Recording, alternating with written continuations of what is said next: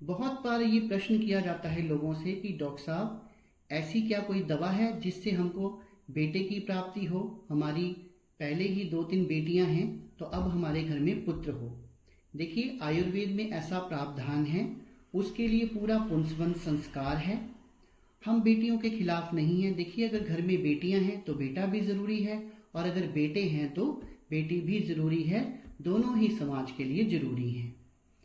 तो पुंसवन संस्कार क्या होता था? जैसे आपने सुना होगा, आजकल कुछ लोग अपने बच्चे की प्लानिंग करते हैं। उसमें वो ज्योतिषियों को भी दिखाते हैं, डॉक्टरों को भी दिखाते हैं, ताकि एक हेल्दी बेबी पैदा हो, चाहे वो लड़की हो चाहे वो लड़का हो। उसमें वो अपने पूरे टेस्ट करवाते हैं और डॉक्टर की सलाह से केस देखते हैं, और वो ज्योतिष जो एस्ट्रोलॉजर होते हैं उनसे भी संपर्क करते हैं कि हम अच्छे नक्षत्र में, अच्छे पक्ष में केस देखें, ताकि हमारा बच्चा जो है वो हेल्दी हो। ठीक है। तो इसी तरह प्राचीन काल से ही पुंसवन संस्कार जो है वो चला आ रहा है, और आयुर्वेद का एक बहुत महत्वपूर्ण टॉपिक है, जिसमें बच्चा पैदा करने से पहले उसकी प्लानिंग की जाती है, ताकि वो स्वस्थ पैदा हो, चाहे वो लड़की हो चाहे वो लड़का हो।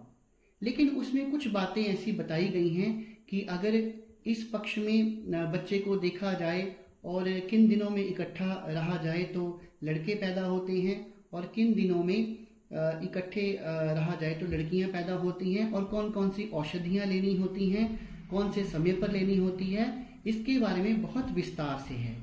लेकिन फिर भी मैं आपको कह रहा हूं कि बेटा और बेटी होना जो है वो केवल और केवल ईश्वर के हाथ में है।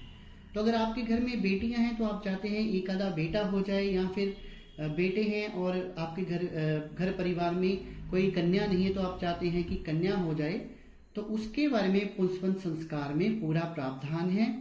और उसके लिए जो औषधियां हैं, जैसी कुछ औषधियां आती हैं, पुत्र जीवक है, शिवलिंगी के बीज हैं, और जो हमारा मयूर का पंख होता है उससे एक औषधि बनती है। तो अगर आप भी चाहते हैं कि हमारे घर में पुत्र रत्न की प्राप्ति हो, या फिर हमारे घर में बेटे हैं कन्या प्राप्त हो, तो आप हमारे दिए गए नंबर पर संपर्क कर सकते हैं, आप हमें व्हाट्सएप कर सकते हैं। हम आपको पूरा गाइड करेंगे कि पुंसवन संस्कार कैसे है और जो दवाएं हैं वो कैसे आप प्राप्त कर सकते हैं। धन्यवाद।